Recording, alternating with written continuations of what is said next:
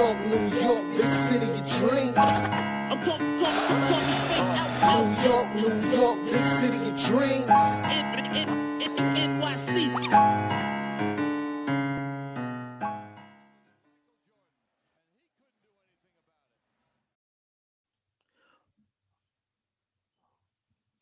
Are we live? Oh, we are live. Okay. What's going on?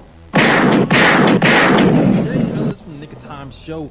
Here, give you that Knicks talk just in the nick of time. And it's time to talk about another win, all right? The Knicks just beat the Nets. Hold on, let me get the right score. 113-100.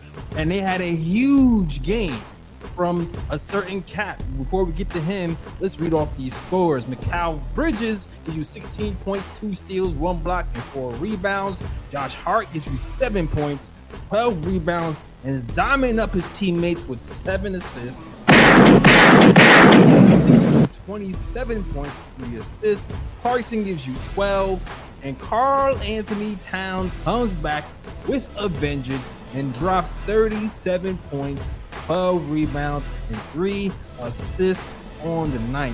The Knicks do this while only shooting 35 three-pointers and sending the Nets to the line 28 times, but still they prevailed, scoring 38 points in that third quarter and pulling away, beating the Nets once again. And let me tell you guys, the way this team has been kind of performing, I do not take any win for granted. We just lost. We've been struggling with bottom feeders, so it's good to see the Knicks laid a smackdown on a team and embarrass our little brother once again, extending that lead to, I think, 13 straight wins as of today. And we're going to talk about the game. We're going to talk about it all, good, the bad, and the ugly. But before we do that, I'm going to introduce you to the Latin Assassin, ESPN contributor, posting contributor, Bleacher Report contributor, our guy, Lee Escobedo. What is good, Lee? Whether 'tis nobler in the mind to suffer the slings and arrows of outrageous fortune, or to take arms against a sea of trouble, and by opposing in them. A line from my favorite Shakespearean piece of work, the great Hamlet, the concept of a man either accepting his fate or trying to fight against it was perfectly encapsulated tonight by my main man, Karl Anthony Towns, dropping 37, 3 assists, 12 rebounds. Exactly the kind of bounce back night we needed from our second best player to show that he is not soft. He is not a bum. He should not be traded for Anthony Davis or any other collection of slow, unathletic, defensively challenged bigs like Domantas Sabonis, shout out Phil Porto, but that we should actually continue to build around Karl Anthony Towns and trust him that the numbers will revert back eventually to the mean. Did you just recite poetry to a life-size version of Jalen Brunson's head just now? Like, well, I don't even know you even. Where did that even come from, bro? Like, Jalen, are you telling me in the year 2025 you were surprised by some type of weird thing I have in my apartment? Come on, you're right about. I should know better. I should know better. I don't know what the hell you be selling out of there, but you've been selling something. All right, but I agree. I agree, Lee. The Knicks, they needed this win. Karl Anthony Towns himself needed this win. And he had a great night, and we got to talk about it. We definitely do. We got to talk about it. Karl Anthony Towns, man, my player of the game. The Knicks were pretty much undersized, but Karl Anthony Towns is bigger. Wait a minute. Hold on a second. Speaking of Shakespearean characters. Yes. I didn't even know Ryan. Wait, Ryan G's in the building. Ryan G's in the building. The man with the stats and the facts. Right. All right. But like as I was saying, though, Karl Anthony Towns actually really needed this game. Yes. He's been struggling, and it seemed like there was a concerted effort to get him the ball early. We started off the game with a lot of post-ups. And the thing I liked about this game is it wasn't just They weren't blind post-ups. They weren't bully ball post-ups. I felt like there was the correct balance of strength and finesse. B, be the motivator. Shout out to B. She kind of talks about how Karl Towns needs to work on his post-up game.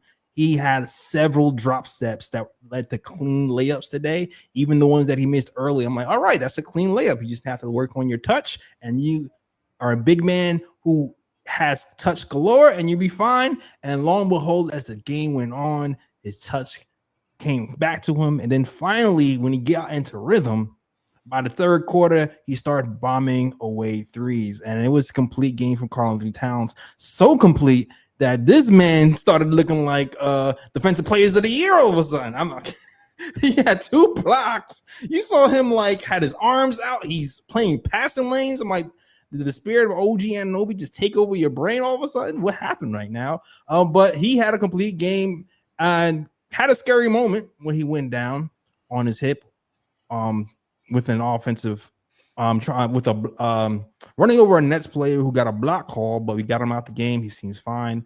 And brilliant game, Karl Towns. Definitely. And I have seen on Twitter already, and even in our beloved chat, I've seen people criticize against who he did it against. Like, I need to see this from a better team than the New Jersey Nets. I understand that. The Nets themselves are absolute ass crap. 3-14. No one is going to argue that the talent on that roster is not, who we've been losing to, the Orlando Magic, Miami Heat. However, I will contend 2 things about the Nets, as much as I hate them. Number one, Jordi Fernandez is a very good coach, and he has that team competing every night. When they lose with heart. They lose and they bust their ass and they play it all on the floor. They give it their all on defense. And I have to respect that, because not every Nets team or Knicks team in the past, when they've been bad or a 3-14 type record, has always left that kind of effort on the hardwood. Second, if the Nets are good in any position, it's the front court. I actually have a lot of respect for the New Jersey Nets front court. Yes, I'm purposefully calling them New Jersey Nets. Their 3 best players, in my opinion, players that actually impact winning. I'm not talking about stats or analytics, right? Michael Porter Jr. I'm talking about the 3 players that, in my opinion, impact winning is Day'Ron Sharpe off the bench and their starting front court of Nick Claxton and Noah Clowney. Noah Clowney especially is a ferocious offensive rebounder. Claxton, we know that he can score with the best of them. He's also a solid defender and rim protector. Clowney also dropped 31 points tonight, which is no small feat. I like their front court pieces a lot, and I thought Karl Towns absolutely destroyed every single option that guarded him tonight, showing that, the Nets might suck, but their front court, it's tough. They play hard, and they're a solid combined rebounding force, and Towns still played absolute bully ball against them, which to me I think should be celebrated. Okay, he didn't do this against the Miami Heat, but he did do it, and it's pretty solid competition positionally, and still gave you 37 points tonight. 12 rebounds, 3 dimes, a steal, 2 blocks, plus 25, team high. Shout out my man, Cat. Let's put the trade machines down. In fact, unplug the machine and toss that. No trades this season, man. Let's let this team rock out and ride out and see what we can do in the postseason. There's no big trades that need to be happening this season, in my opinion. Let's trust these guys. Yeah, I think we had 13. I think they had 13 offensive rebounds to our 8. We lost the offensive rebounding battle. To Lee's testament, man, that they're a good rebounding team. Ryan G in the building, man. What's going on, Ryan? Yes, sir. Yes, sir. Glad to see the Knicks win. But again, this is a game that they should win. So they did what they had to do, and that's about it. Short and sweet, damn it. I want to get to something that the announcers talked about that I thought was pretty damn interesting, and I don't remember exactly the stats off the top of my brain, which is why I looked them up right before the show. And they were talking about Cat's 3-point percentage in particular, and they were talking about why his 3-point percentage is looking the way it is. And you know what? It's funny. Before Cat got to the Knicks, he was a Minnesota Timberwolves. He was known as the best big man shooter in the league. And he has been one of the best, or if not the best big man shooter in the league. But he also kind of got criticized in the playoffs for shooting his team out of games with Big facts. with a lot of volume 3-point shooting at times. Last season with the Knicks, he was mixing it up a lot. He was going to the post. He was hitting a 3-point shot, and he got a decent balance. Some people wanted him to shoot more threes, and I don't blame you when you look at his 3-point shooting from last season. It was 40% from three. It was something crazy. It was great. But now that Mike Brown is here, he is kind of saying to the Knicks, "Hey, put up more threes, and maybe you start to wonder if that put up more threes moniker is kind of affecting KAT's decision making when it comes to how many threes he's taking. And I think the broadcast today kind of illustrated that when he was talking about where KAT is taking his threes. So that might be very important. So I'm gonna show this stat real quick, and this was kind of interesting. What he was talking about. So the broadcast today, Mike Breen and Clyde, they were talking about the amount of threes KAT has been taking outside of 25 feet. KAT is actually shooting a really good percentage within like that 24, 25 feet range, which is like the standard NBA 3. What he's been doing though for most of the year is he's been shooting around 28 feet, which probably explains why his 3-point shooting percentage has been his career low.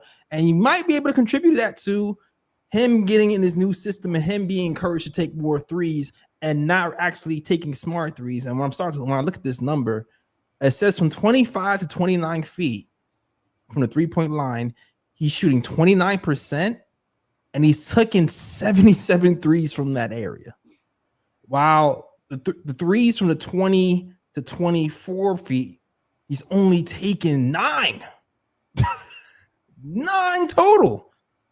But that's a 44% clip he's hitting those. So when you start to think, one of those things that make you go, moments, it seems like the answer to fixing KAT is pretty obvious. Limit the 28-foot threes. Yes, you can hit those, but get into rhythm first, get to the hole first.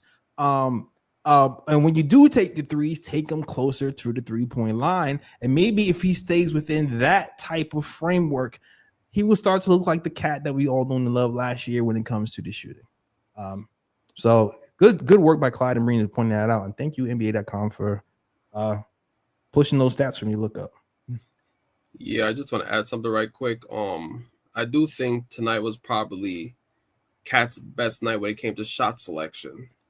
Because, as you said, so far this season, he's been a volume shooter from 3, especially taking those deep threes. And I think it's not even just a KAT problem. I think it's a problem in the NBA as a whole. It's like an epidemic. Like, you have more and more players taking threes from like 28 feet, 29 feet, etc., because they know that guys are not going to really guard them that deep from the 3-point line, so they can get open threes from that area. But not everybody is Steph Curry. Not everybody can hit those threes on a consistent basis. And I think in a way, it's ruining like the shot selection of most players in the NBA. Right. Most players can shoot the 3 from that, like you said, from that 23, 24 foot benchmark. That's where most players can shoot threes, at least at an efficient rate. And I just hope that KAT, I just hope that somebody can get to KAT and let him know, like, shoot threes within that range and stop taking the deep threes, because not everybody can shoot from that range. That range is preserved for special shooters, like really special shooters. Like the only guy that can really hit it consistently from that range is Steph Curry. Nobody else in the NBA really, like, take for example Klay Thompson. I rarely see Klay Thompson take threes from that deep out. He takes pretty much threes from that 23, 24 foot range and hits them on a consistent basis. But overall tonight, I think KAT had a great game. His shot selection was near perfect, in my opinion. 4 threes, none of those threes were forced. Those were good open threes.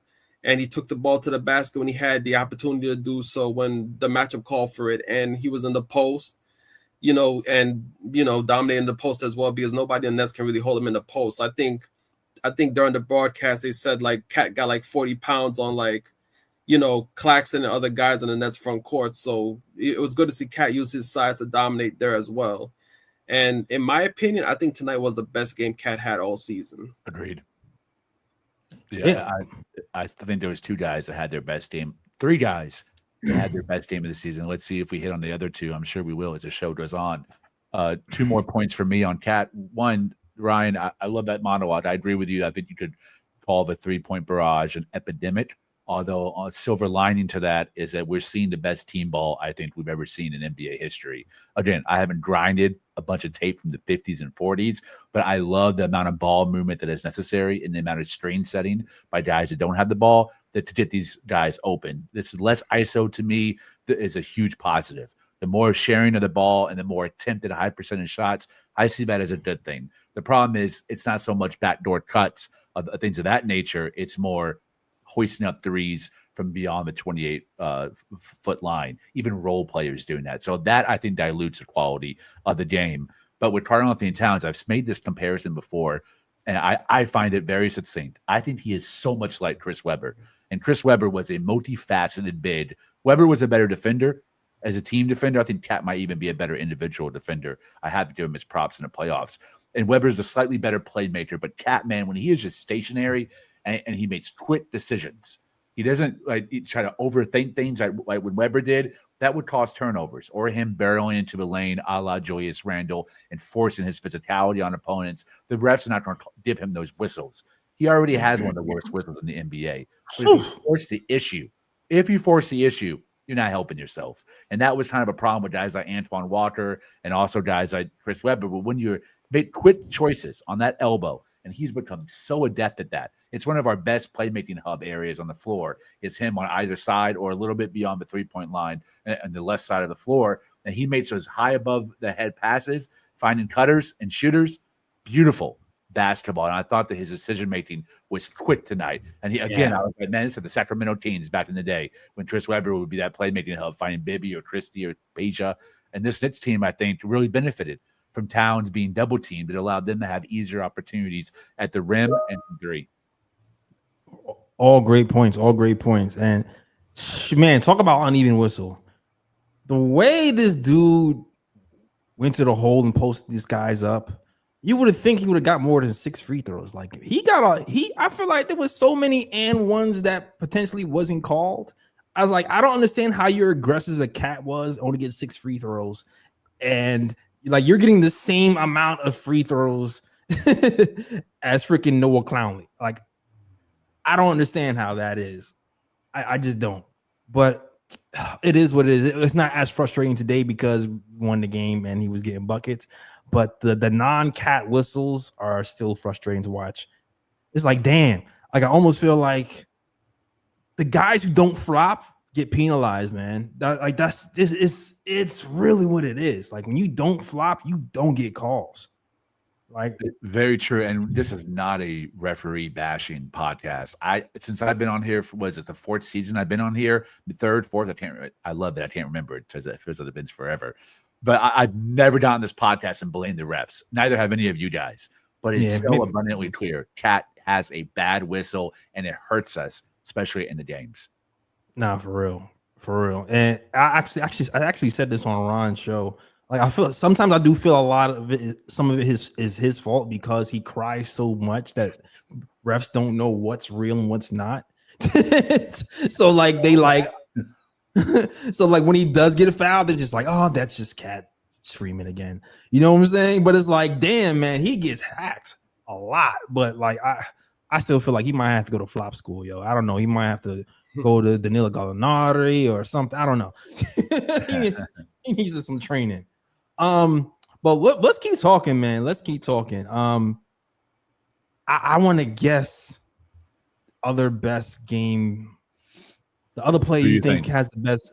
To me, when I was watching the game, even though he didn't score a bunch of points, I felt like this was Josh Hart's best game. My man. Hell like, yes. 100%. I was like, this is the most impactful freaking 7 points I ever seen Josh Hart play in my damn life. Yep. we've been killing Josh Hart about his defense. I don't think I've seen him play this good of defense all of last season. I was like, the way he was closing out on shooters, he actually blocked a 3-point shot today. I thought the same thing. I was like, what in the freaking world is happening right now? He got his 12 rebounds. He's gonna do that. The 7 assists, like we used to that. Like I don't want to undermine his greatness because he's a guard getting 10 rebounds and he was playing the 4 against bigger guys getting 10 rebounds and 7 assists. But the closeouts on threes, the hustles, the 2 steals, the 2 blocks, those are things I'm not really used to seeing from Josh Hart. And I almost feel like the coaching staff had to get into these guys for him to do that. But this, to me, was Josh Hart's best 7-point game I've ever seen in my life. You've hit 2 out of 3 so far.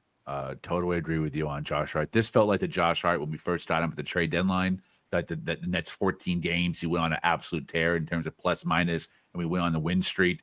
This is like how he played then and also in the playoffs against Philadelphia. I absolutely love this Josh Hart, and he doesn't have to be a scorer.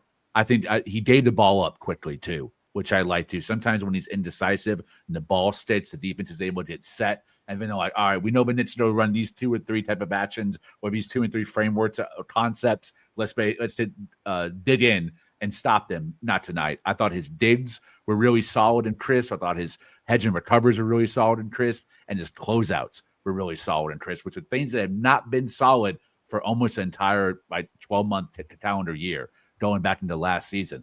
Love this Josh Hart. Like, just be effective and efficient and give us your all in sequences, not an entire possession or even an entire time you're on the court. Pick and choose when you do 110 miles per hour. And tonight, I thought he did a really good job. But you could say this was a competition thing. Less so than Cat, the wings and guards that he was closing out on. Look, New Jersey has the worst roster in the NBA, in my opinion, in terms of top-down talent. When Michael Porter Jr. is the best player, that's not saying a lot. But I thought, nevertheless, the effort is the effort that we've been wanting from Josh Hart. And I agree with the comment about Josh Hart watching comments on Twitter. He's definitely, of all the Knicks, he's surely watching comments on Twitter. He's heard all the hate. He definitely responded, I need this consistent effort throughout while OG Anunoby's gone. Yeah, definitely. Josh Hart definitely played a good game tonight. You don't really see it in the stats, but defensively, just the other day we were thrashing Josh Hart because of his 3-point defense, and then tonight he blocks a 3-point shot, and he was closing out consistently on shooters, and you just hope to see that, as we go on throughout the season. And yeah, he gives you 12 rebounds, 7 assists. You're always going to expect that from Josh Hart. Josh Hart is always going to give you the effort and things of that nature. The only issue that I've really had with Josh Hart throughout the season so far was the closing out on shooters, because oftentimes I felt like he gave the shooters too much space, and then by the time he tried to recover, the guy's getting a wide open shot. So I'm glad to see tonight that he was closing out on 3-point shooters, and I would only hope that as the season goes on, he continues that same effort when it comes to closing out the 3. Nah, Josh Hart, you did that, man. I hope this is the start of a new leaf, because OG Anunoby isn't here. So while we do need you to rebound and do your Josh Hart things, we need defense, man. And whenever OG Anunoby comes back, we need defense, man. like we need that when OG Anunoby is here or not here. We need this against every single team. You doing that is gonna help take us over the edge for real. Do you doing that can have us crack top 10 defense, in my opinion. That's just me. With OG Anunoby back, I mean, and the full team healthy. That could at least, I think that could have us at 10. At least, I think, personally. All right. I like this game. Guessing what player had his best game. To me, the only other player that makes sense to me. Jalen Brunson had a great game, but Jalen Brunson always has a great game. So I would have to say Kolek to me, man. Let's go. I would have to say Kolek to me. 3 for 3. 3 for 3. And you got to give Kolek props, because shout out to all the young kids. Shout out to all the young kids. last game versus the Magic, Kolek got minutes. Diawara got minutes. Hawk Porty got minutes. And when all the young kids got thrown out there into the fire versus the Magic in a real game, in a real pressure situation, Kolek is the one who really responded the most. And I felt like Mike Brown rewarded him today because of how he responded in an actual real game, in an actual pressure situation. And today he rewarded him with a decent amount of minutes. He actually played more minutes than Jordan Clarkson today. Jordan Clarkson played, let's see if I'm looking at. Actually, Clarkson played 20. Kolek played 17. Oh, 17. Okay. My bad. Okay, well, he played 17 minutes still. He played 17 minutes today. The go-ahead passes on fast breaks are looking crispy. Yep. The pockets of aggressiveness have been good, where he's like, all right, he's going to the hole, he's finishing it over people as a diminutive guard. If they're counting paint touches, and kickouts, he's killing it with the paint touches and kickouts. The man had 5 assists tonight. He could have easily had 10 because he set up a lot of people for wide open threes that just missed. And the defense was pretty good for the most part. I mean, he got scored on a few times, but I feel like the times he got scored on, he was right there. And I think he might have blew like one defensive assignment when he didn't close out. But I feel like overall he had a really good game, and he's gaining Mike Brown's trust. And when it's time to look at the trade deadline, and the Knicks go, do we need a point guard? They might say no, we all right. Yeah, definitely. Kolek did have an impressive game tonight, and I feel like with Kolek, he is a pretty decent defender. He's not bad on that side of the ball. I think the only time Kolek really gets beat is when he has to recover. Because I think because of his shorts, he's not really a big guard per se. When he has to try to recover on players and they get the shot up, he's not really able to bother the shot. I think that's when he really gets beat on plays. Most of the time I've seen him play this season, when he's playing one-on-one defense, he's not that bad. He's at least average. He can pass. Wow. When it comes to defense. But Kolek overall, this is why I said that, although the report came out from Ian Begley saying that the Knicks looking at a point guard, I'm like, nah, believe in your young guys, because from what I've seen from Kolek this season, he's played pretty decent backup point guard minutes. His minutes has not been bad as a whole this season.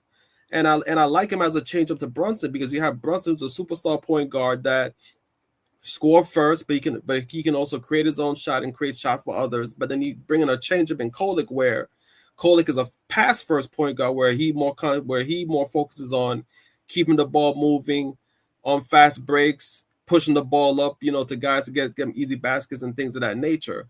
So Kolek had an impressive game tonight, and as I say, you just hope that he continues that play throughout the season. But I think the backup point guard is with the Knicks currently at the moment. I don't think they really need to go out and get another backup point guard.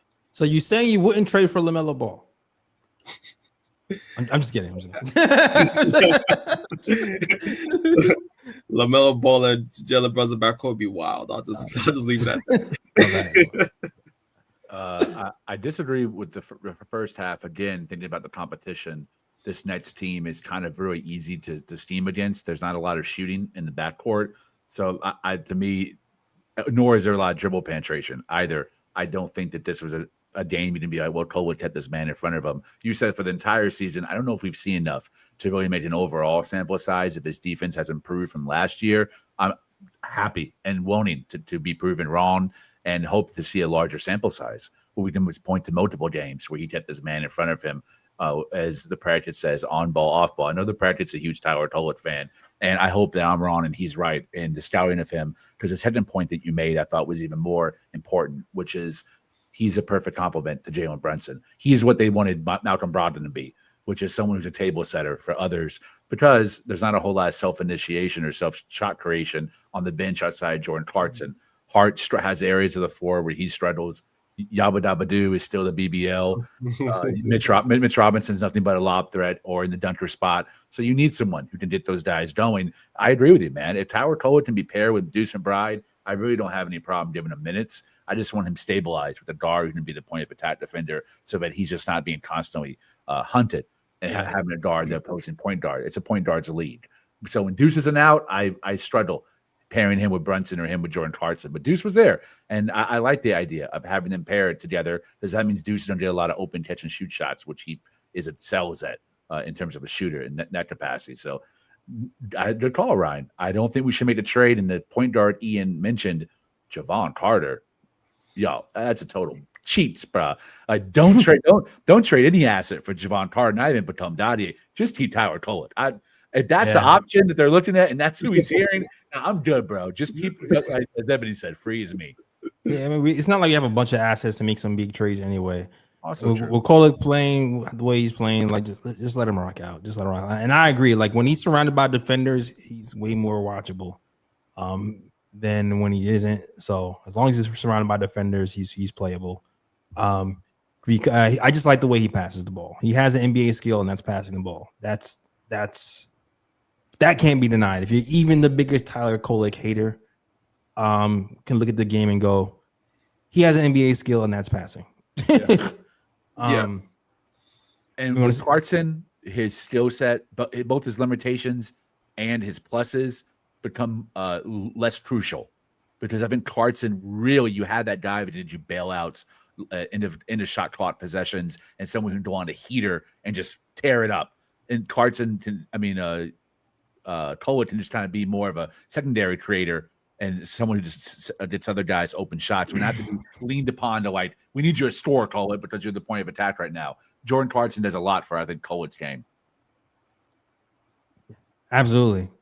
Absolutely, man. And Jordan Clarkson is stronger than he looks, man. I'm not gonna hold you. Like the way he finishes down low through contact a lot is kind of impressive for a guy that's wiry. He's wiry strong. Even though I feel like he struggled today trying to force the issue, he still kind of ended up with double digits, getting to the hole and getting a couple of and ones. So shout out to those guys and shout out to our captain Brunson, man. It's funny. It gotten so used to Brunson just scoring 27 points. Yeah. Going over the shoulder left, over the shoulder right, keeping the team afloat. When we were in trouble, like he almost kind of just like what's the word? Take it for granted. Yeah. I feel like a fan base. Sometimes we just take it for granted because there was a stretch in that first quarter when we were playing defense and we could not finish the defensive play with an offensive rebound. With a defensive rebound, and they got second chance points. And there was times in the game where we just keep putting them on the line, and nothing was really working. And the only thing that really was working was Jalen Brunson was getting freaking buckets, and we had to rely on that until the second quarter when Karl Anthony Towns started to pull away. So salute to the captain who did his thing and got us buckets, especially because our open threes wasn't hitting, especially because Karl Anthony Towns wasn't hitting. When those things aren't working, we need our stabilizer to get us going, and he got us going. So shout out to Jalen Brunson, who had a great, brilliant game again. A ho-hum 27 freaking points. Ho-hum. And like, dude is what? I think is he averaging 28 points this season? Almost. I think it's 27 points something. Yeah, it's crazy with him being off ball, with him having to share the scoring option. I'm thinking, okay, maybe his scoring is going to go down a little bit, but his efficiency will go up. No, I'm scoring 27 points still. I'm still getting these points. I'm still getting these buckets. So that man's a dangerous man. Yeah, I think he deserves some flowers for maybe being one of the better players, top 3, and adapting to Mike Brown's flow system too. He's been one of the most clutch players initiating those triggers where it's a 2 or 3 man game on the perimeter, where there's multiple screens being set, and then eventually he's initially on ball, then he's off ball, then he's on ball again. And those actions between him and Deuce and him and Clarkson and him and Hart, man, it's unbelievable. Karl Anthony Towns is taking a while to adjust. OG Anunoby took a while to adjust, but him and Bridges, I thought, have really taken to what Mike Brown's principles and he's trying to lay out. It makes me comfortable, as me and Jay have been talking in the chat, as more wrinkles and more plays are being added. I think Jalen Brunson is going to continue to improve and thrive in Mike Brown's system. You know, it's funny too. I wasn't worried about him adjusting to being off ball because I knew he played off ball with Luka and he was efficient during that. But I wasn't sure how he was going to respond to like the constant running. Because he's such a slow paced guard, but he's responded to that too. So kudos to Jalen Brunson. And I just need him to up his defense sometimes too. Like I feel like for a lot of the season, I was like, this is the best Jalen Brunson defense I've ever seen. And I've been saying that for a while. And in the last few games, it's kind of tapered down a little bit. I don't think that's so much today. I feel like as a team today, I feel like the team got the memo today that we have to play better defense. Definitely. It was obvious, like the threes seemed a lot more challenged today than recent games. I think with the exception of maybe transition and offensive rebounds, I just felt like in general the team did a better job of closing out. We have to keep that up, and that includes Jalen Brunson as well. But very well said. And I think Yabba Dabba Doo and Diawara were especially horrific in transition defense, which was not surprising for Yabba Dabba Doo, but very surprising that Diawara maybe had his worst game so far. Yeah. And Diawara, man, is like you defense is your calling card, so you got to play transition defense, man. Right. That's the only reason why we want you to play, because you have the length and you've been solid, pretty good in defense. Like you had every game, you had like kind of a steal and a block in every game. So this game was a little bit weird. Also, I kind of feel like he's in his head about his first NBA points. I hope my hope is once he gets his first points, the seal will break and he'll actually play more naturally. Because right now it just feels like he's overthinking. He's not, like I said, he was way more comfortable in preseason, but it's preseason. The games don't count. Hopefully he gets over it. We don't need no scared NBA players here. We need people with heart. We need people who ain't afraid of the moment and can step up. He's still a rookie, so maybe he can. Maybe he'll get over that. But I just need him to step up. I just do. All right. Yeah, Definitely. Absolutely. Only other person I want to talk about is Mikal Bridges, man. Mikal Bridges, specifically in his first half of this game, if you looked at him just play on the offensive side, you might have been frustrated because he wasn't really hitting his shots. Now, at the end of the game, when you look at his points, he had 16 points and he was pretty efficient from the field. But I think once again, if you're looking beyond just the scoring, Mikal's defense was freaking phenomenal. All right. And not even just Mikal, the team backed him up. But Michael Porter Jr. has been kind of killing. Yep. Michael Porter Jr. has been a flamethrower from three. Michael Porter Jr. was averaging for like 40% from the three-point line. The dude was like 1 for 10 today. All right. There was no space. The fighting over screens, the rear contest, the compete level from Mikal Bridges all game on the defensive end was just really, really good. And by the second half, when the second half came, he started to get into rhythm offensively. But I just felt like just felt like he's been a defensive staple for us and then a stabilizer for us with OG Anunoby out. And it's funny because when Lee went to the Dallas game and he talked about how much of a leader he is, and now I'm looking on Knicks Twitter and I'm starting to see a lot of clips of Mikal Bridges pointing to this person, pointing to that person, screaming on this person, holding this person accountable. Like, it looks like Mikal stepping up as a leader, a vocal leader. We want him to step up and take more shots in the fourth quarter. That's the next step to me for Mikal Bridges, because he sometimes just be good for 2.5 quarters and then disappears. But having a vocal leader, I think, is needed, because Jalen Brunson to me is like the leader by example. But a vocal leader, I think, is welcomed on this team, and I'm liking what I'm seeing from Mikal in that regard. Yeah, and it's funny because Mikal used to do this in Phoenix as well, because there's definitely clips of him getting at DeAndre Ayton as well, when he was in Phoenix, when DeAndre Ayton would miss a defensive assignment and things of that nature. So Mikal Bridges has it in him to be vocal on the defensive side of the ball. And maybe when he first came to the Knicks, maybe it was just a matter of comfort level. You know, him coming to a new team, maybe he doesn't want to really assert himself like that. You know, on the vocal side, because he's new to the team and, you know, he's getting used to his teammates and things of that nature. But Mikal's, but it seems like that's in him to be vocal on the defensive side of the ball. And yeah, he had a great game defensively today. Of course, offensively, we wish he would assert himself more at times. And sometimes on offense, he's a bit too passive. But defensively, he definitely asserts himself. And it's good to see that with OG out, he's definitely stepped up his game on the defensive side of the ball. 2 steals, 1 block, excellent defense. Shut down Michael Porter, where Michael Porter's on a crazy tear, like at least like games of 30 points, 30 plus points. Maybe I think 140-point game was in there as well, plus 20. Like Michael Porter's been hot, and just to shut him down like that just shows how good of a defense that Mikal played tonight. Always want to try to be balanced and not too hyperbolic, which this channel is great at. I think if there's anything I would want Mikal Bridges to improve on, it is getting back to the rim. He started out this season doing pretty good and not settling for the mid-range jumper, knowing when to unleash it and when to attack the rim. Only didn't two free throws this game. It wasn't a game where a lot of Knicks went to the line. Cat went to the line only 6 times. So I would have liked to see maybe a little bit more attacking the rim, and maybe that has to do with the 4th quarter droughts. That's could have been an opportunity when the game kind of slows down. It becomes a free throw game or a battle. But otherwise, I'm not too worried about him offensively. I think that will come around. But defensively, Jailus, I've never seen it. You guys watched the 90s. I didn't. I've never seen a player that plays the passing lanes in a Knicks orange and blue jersey better than Mikal Bridges. He is elite.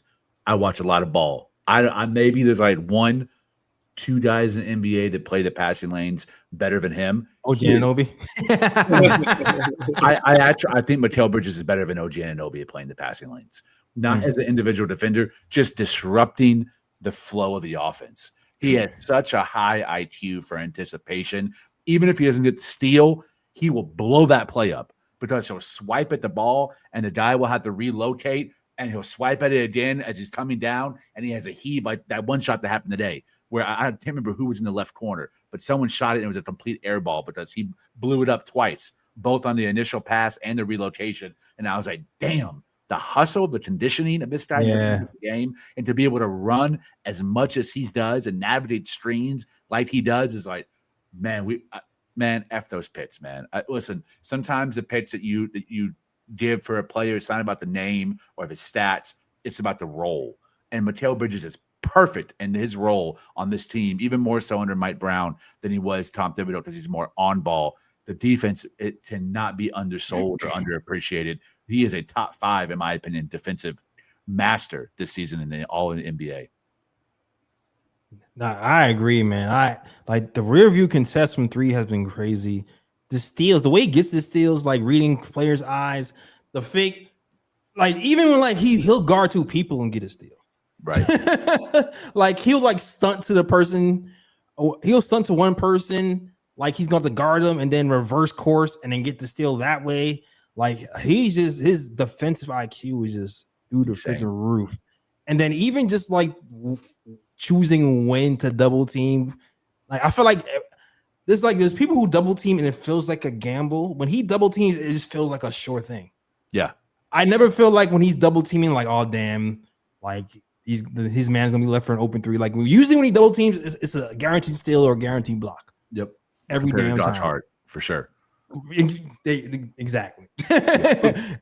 Exactly. So and it's funny, I really like that he had this game today, because I do feel like on Knicks Twitter and Knicks land in general, he's been getting a lot of heat for having other top scorers score on him over the last week. So I'm happy to see that he was able to shut down one of the top scorers on the opposite team, even though it's the Nets. And, you know, they're not. I'm glad he was able to do that. And shoot, he's freaking 6'10", dog. Like, come on. This comment, man, I agree 100% with this comment. Shout out East Blue Drew. That big defender was supposed to be Yabba Dabba Doo, which made him so damn frustrating. And I'm not even talking about the alley where he couldn't get his fat ass off the ground. I'm talking about defensively. My guy's getting cooked, bro. And tonight might have been his best defensive effort, and he still got cooked. But I have to give him credit, man. He stayed in front of his guy on some possessions. Again, I thought his did. And I think this is something that the coaching staff is having guys become better at or more disciplined at, are the dids and the hedges. I'll give him credit. He was decent. But, bro, the closeouts and the perimeter defense, atrocious. We have to get that upgrade so that Mikal Bridges and OG each can sit and get rest, and you have someone that comes in and plays above average defense from the 3 and the 4. We don't have that, and Yabu was supposed to do that, and he did it all summer, which makes it even more frustrating.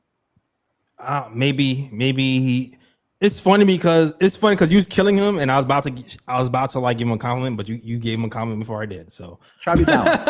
I try to be balanced. Yeah, that's like you feel like he actually. I know we've been killing him on this program, but like to be fair, he's been improving. Like we're killing him, and we slightly. He's been improved. Like he had a chase. He had a chase down block today. You know what I mean? He actually looks quicker than he has like in a week and a half ago. He actually looks like he's starting to get his feet on the rim. He hit a 3 today. He blew to the alley-oop. That was a little bit embarrassing. I'm not gonna hold you. That's a broad pick. I'm gonna get later. That's a broad pick. That was definitely a broad pick. Like hands down, no denying it. It's there. But like look, he got a few weeks. Trade deadline's a few weeks from now. Right. He's improving still. I'm holding my breath, man. I know y'all around the corner. Y'all on trading. Y'all on trade Yabu. You trade Yabu. I'm holding out. Damn it. I'm holding out. I remember Hartenstein took a little time. Damn it. I remember that. All right. Jay, I was the very first person ever to say let's get Dursun Yabusele. I was the very first person this summer that was like, there's a name, y'all don't laugh at me. And I dropped Yabusele, and just Dursun Yabusele was watching, and they went out and got him. But dude, his role is so crucial. For us to win a chip, we need him to play at least at the level that we signed him for. I don't need him to be an all-star bench player. I just need him to be able to provide shooting those catch and shoot shots from the perimeter and defending your man, not even in transition, just at the rim. Be the last line defense on drives when Josh Hart gets beat or Kolek gets beat. If you can't provide that $5 million salary has to be aggregated with Kolek and Pacome and go out and get someone who's between the $8 and $10 million mark. That's what makes him so, to me, on thin ice, is because he has a biggest contract of ones that were not really upset the trade, like the Hart or the Mitch. That Yabu $5 million, if we go out and get someone that's 8 to 10, that could end up filling that role that we need to win this chip. 8 to 10. Vanderbilt? I would be okay with that. Vanderbilt would be nice. I just don't know. You can't shoot. I don't think the Lakers would give him up though. He's not in. I just read that he's not in the rotation. Yeah, I think they might. I just read he's not in rotation. He's a horrid shooter, but he's horrible. His defense, his defense is really good. Yeah. It would be rough. Him and Josh together would be rough. Yeah, you couldn't do that. With the spacing. And you couldn't play him with Mitch either, but you could play him with Cat. I think he would be really deadly with Cat or OG. Yeah. I kind of feel like we'd be trading for like a better version of Precious. Yes. It's just like but that would be interesting. Yeah. That's all I got, really. Do y'all guys have anything else you want to mention before we get to the broad picks? Nah, I'm chill. All right, yo. All right, hold on a second, you guys. If you like the show, hit that like and subscribe. We are here after every freaking game, talking Knicks freaking basketball with other Knicks freaking fans that we love. All right, so shout out to you guys if you're here after a Nets loss and a Knicks win. If you like the show, hit that like, hit that subscribe. Also, super chats are welcome It helps keep the lights on. You already see you see we switch platforms. You can put your comments on the screen now. That costs bread. So all the super chats is going to help keep these things going. So we appreciate all the support. Also, even if you're not going to do that, man, just like, subscribe, and share. That'll help as well. Shout out to Glamour. I saw Glamour kind of retweeted it on Twitter. Shout out to you, and shout out to everybody else who rocks with the KOT show. And even if you're on Twitter, head to YouTube. That's the best way to rock with us. Head to YouTube, youtube.com/the Knick Of Time Show. And hit that subscribe button if you really rock with us and you loving the program and you loving the balance takes. We get emotional. Yes, we're Knicks fans. It happens sometimes, but we have our own minds. That's what I really love about this crew. We have our own minds. We just don't repeat what we see on Twitter. We don't repeat what we see written down. Everybody has their own thing, and they stick by their guns. And we'll have discourse. We'll debate, and sometimes the debate will help us change our mind one way or the other. But I love how we are all individuals who debate and have individual thoughts about the team we love, and we debate it in a way I feel like that a lot of programs don't. But that's why I love this program and the people I surround myself with. So shout out to everyone. All right. Also shout out to people in the chat. Shout out to East Blue Drew, Knicks Nation, the Predicate, Sherwin, who's rock with us. Who else did I see? I saw JT Riddick here early. I saw Stanley Nowak. Who else? I see Robert G in the building. Fritz, the best mod in the game. Sherwin. I didn't shout out Sherwin. Maybe I did in my head. Okay. DJ Space Ghost. Jamal's Photography. Shout out to you guys. If there's anybody, Prezi the Boss. If there's anybody new, let me know too. I'll shout you out. All right. Let me know. I'm new, and I'll shout you out. All right. At least some before the program ends. All right. Facts. All right. Let's get to it, man. Let's get to these bruh picks. All right. So for those of you who don't know, the KOT show has something called bruh picks. Bruh picks are something stupid, dumb, and idiotic that you want to point out and say, this is stupid, dumb, and idiotic. It's usually basketball related, a play, a bad take. It could be Michael Porter Jr. on the podcast. God knows. You need to take his mic away. Yeah. All right. But whatever it is, we talk about it and we point it out and just say, bruh. All right. Do you guys have any? I know Ryan usually has a bunch. Does Lee have any? Let me think about it. Ryan can go first if he wants to. All right. So the first broad pick is, of course, what happened in the game tonight.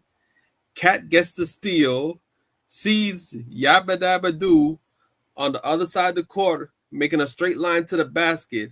Cat throws it up, and to be honest, it wasn't the best pass from Cat. It wasn't. But at the same time, I do feel like someone more athletic would have been able to catch it and at least lay that up to finish at the rim. But that was the first time in the history of the NBA where I've seen a BBL stop somebody from getting an alley-oop. Bruh. Damn.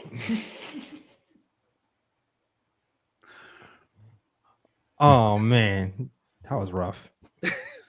That wasn't nice, Ryan. That wasn't until Yabusele loses some weight. The BBL jokes are gonna be there. My dude needs to slim down. Come on. Like, yo, Yabusele, come on, man. He's getting better. He's getting better. We trying to believe in you, but you gotta. He's moving around. You gotta cut that weight down. You gotta chase down block. All right. My next broad pick goes to this one. I don't know if it goes to their queen or the Hawks, but there was a play at the end of the Hawks game and Pelicans game where the Hawks are trying to dribble out the clock. Their queen steals the ball, goes down to the basket, slams it, and then afterwards, I think on the Hawks, I don't know how to pronounce this dude's last name. It's Krejci or Kreki. I don't know how to pronounce his last name. But he was, Yeah, but he was dribbling the ball out, and then after the game, it looked like he wanted to get at Derek Queen because it's in the unwritten rules. Like when the game is out of reach, and you just dribble out the clock, nobody scores, and supposedly he broke the unwritten rule and he tried to go after Derek Queen, but one of his teammates kind of pulled him back and didn't let it get more wild than it had to be. But it's just the fact that come on, dog, like. Really, like the game's lost, and you just want to pad up your stats and get an extra 2 points. Like, come on, man. Bruh. This ain't the cup, bro. Let it go. The cup. Exactly. And my last bro pick goes to Ja Morant, because I don't know if you saw at the end of the Grizzlies and Mavericks game, he kind of had a go at Klay Thompson, and he pointed his finger at Klay Thompson's face, and Klay Thompson smacked his finger away and looked like they was about to throw hands for a second. But it's the NBA, nobody really throws hands like that, so they were eventually separated.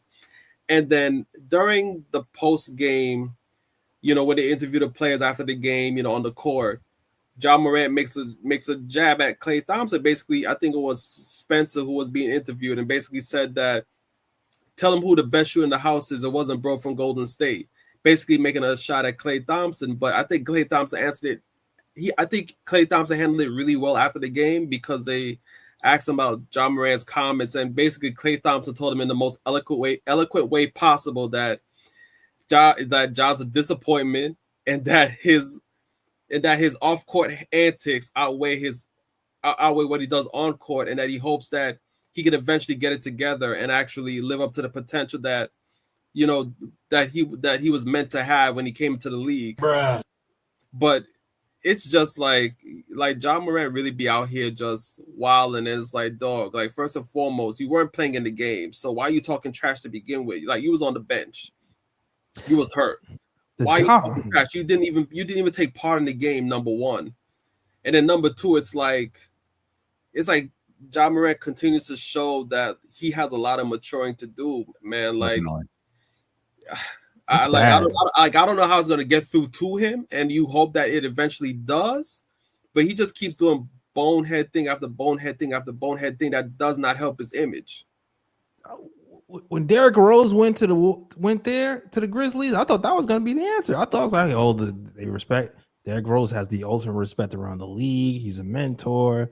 He's a guard. He can give, like, I don't know, man. Like, once that didn't work, I don't know, man. Like, he's been suspended. He's got his money taken away. This doesn't look good. I don't know what's gonna happen with that kid. East Blue Drew has a decent point that he hasn't gotten in trouble off the court, but I think on the court, I think he's embarrassed his teammates, especially when you're talking smack. First of all, what he said was absolutely right. Klay Thompson is 100% washed. He's total bum status. So hating on Klay Thompson, if you saw that game winner, he attempted game winner, airball three. Talk about a cat shooting way beyond the arc. Oh man, Klay Thompson's lost all the magic. But Ja Morant, I think you can't talk trash when you're in street clothes. You got to be available, and when you're available, you got to impact winning, and he's done neither. So East Blue Drew, I agree that he's not waving guns anymore, doing any type of shenanigans off the court, but he's not impacting winning right now on the court. But at the same time, they're like, a lot of these young guys got to realize that everybody gets older. So it's like karma is something. And like Ja Morant, you can say all this stuff right now, but you're a small 6'1", 6 feet guard. Like, the lifespans of the small, petite guards aren't really all that long and all that impactful. So all that trash talk about how Klay Thompson's a bum and Klay Thompson got rings. Facts. Yep. You can call Klay Thompson is like close to retirement age. Like, in your prime, you haven't gotten nothing yet. So it's like, be careful, man, because that boomerang comes at you fast. The way you talking about him, that could be you getting talked to by another young cat in a few years, and you be ringless, and it'll be even worse for you. Yep. Well said. Because at least Klay Thompson got rings and Megan Thee Stallion. For real. Yo, like Klay could literally retire right now, and life would be sweet. Exactly. He could lay down, go to sleep. He ain't sleeping. He's at he has the best excuse for shooting bricks. No one has a better excuse in the NBA than Klay Thompson for shooting air balls. Like, His energy's snapped. That's what I'm saying. It's like, bro, you got your rings, you got your woman, live your life, bro. You got I ain't even mad. I'm pretty sure when he took that 3 against the Knicks in crunch time, the airballed. I'm pretty sure he was thinking about Meg's catfish at the time. Exactly. As he shot that 3, he was like, "Oh, Meg's catfish. Let me take this 3." For real. He's like, he's making catfish tonight. I gotta get home faster. Screw this overtime. If no one's clapping for Klay Thompson, maybe the Stallions clapping for Klay Thompson. That's already that. That double entendre. I saw what you did there.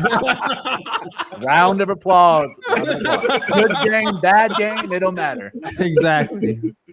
Making it clap in more ways than one. Mm-hmm. Yeah. Oh man.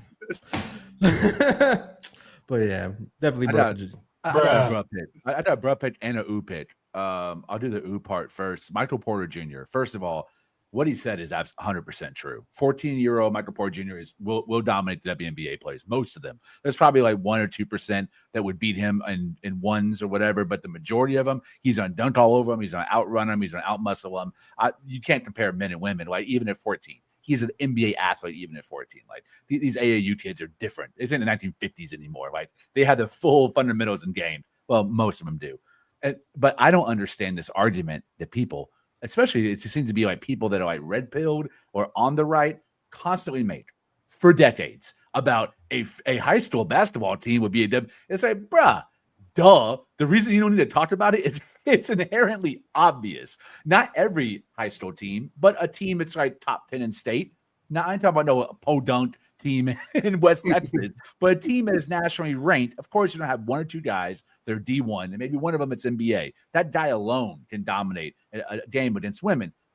They don't have the same physical stature as a man, but to keep bringing it up and to try to get views and clicks on that conversation is so tired and so trite. It's like, why is that the conversation we're having instead of lifting up the women's game and talking about how much the women's game's evolved? Where shooting percentages are an all-time high. Ball handling's at an all-time high. Passing's at an all-time high. The game is beautiful.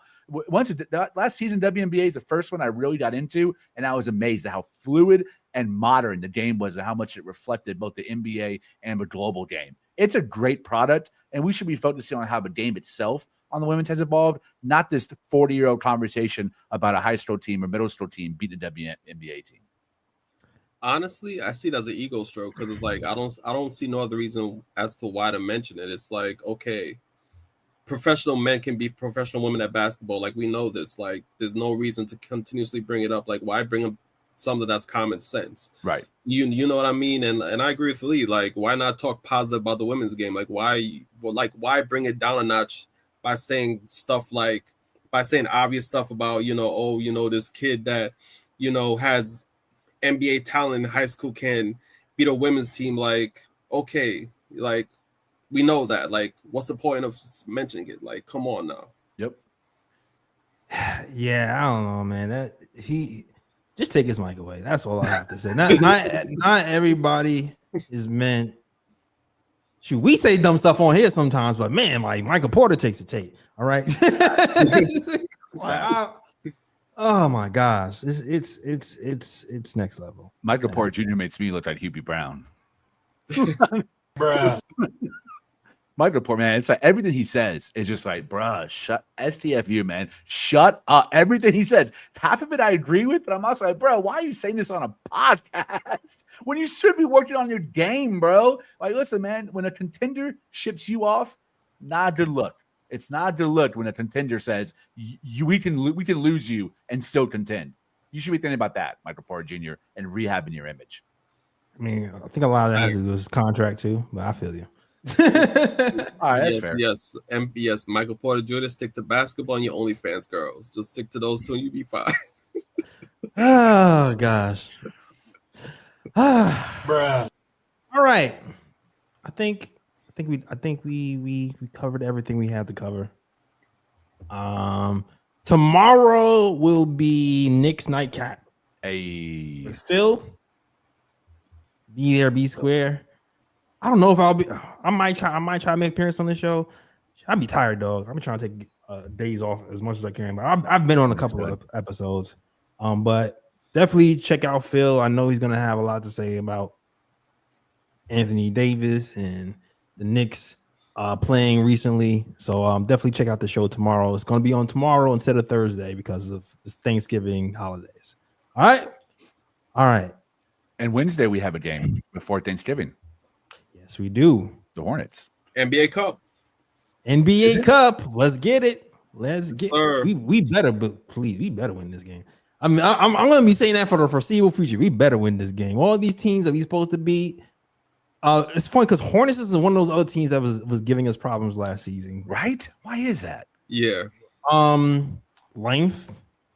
I feel like length, Athleticism, and specifically when we play lengthy players with switching defenses. Okay.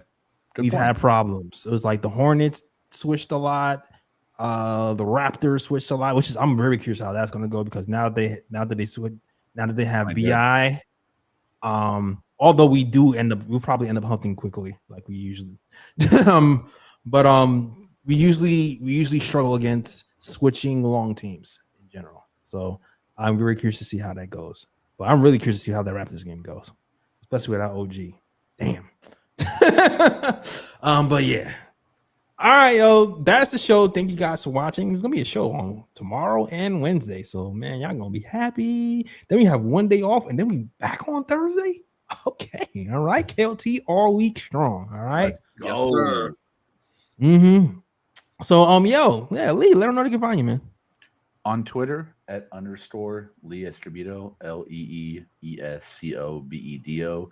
And today's book club is an incredible graphic novel, one of the best graphic novels I've read in a while, published by Pantheon by the writer Anders Nilsson, who is also the illustrator.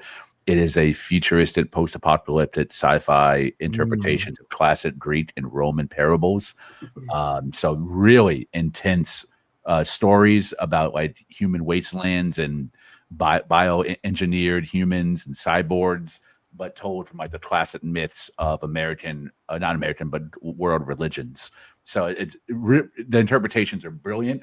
Very little dialogue, but the pictures really tell the story, and the art is absolutely incredible. It's an expensive one, $60 on Amazon. I bought it for myself as a gift since I'm off this week from work, and I've just been enjoying reading. Nice. All right. Apocalypse stories are always cool. Hell yeah. Cool. Man, I still remember it was like a mini apocalypse in Brooklyn one time when I don't know if you guys Ryan was around when there was the blackout in Brooklyn. Oh, I remember that. Yeah, of course. Bro, it was the blackout in Brooklyn. You had to walk across the bridge. Dollar Vans was $10. Of dollar water was $15. It was Fact. People was like, you got food. My refrigerator went out. It was crazy. It was apocalypse for like a day and a half, yo. I was like, yo. For real. So now someone needs to write a graphic novel about the near apocalypse in Brooklyn with the blackout. Oh man, yo, Ryan G, let them know they can find you, yo. You can find me on Twitter at RyanGKOT. You can also find me on Instagram at Sir G is chillin'. Sir G is chillin'. That's SIR. G is CHILLIN. All right. You can find us at the KOT Show on Twitter, the Knick Of Time Show on Instagram, and Knick Of Time Show on Facebook as well. You was trapped in your building? That's crazy. Wild as hell. Damn. That sucks. At least it wasn't trapped on the train, man. Woo. All right. But that is the show. Thank you guys for watching. Like I said before, hit that like and subscribe. If you like the show, hit the like and subscribe. I'm going to be adding chapters to this later. So for those who are watching on Twitter, you're like, what's the advantage of being on YouTube and watching on YouTube later? I'm going to have chapters so you can skip around. All right. But hit that like and subscribe. All right. That is the show. Thank you guys for watching. And as always, hold on, wait. Shout out the Worldwide West. Everywhere we go, we leave a worldwide mess. It's a mess out here in these Knicks streets. That's the show. We out of here. Peace. New York, big city of dreams. New York, big city of dreams. NYC.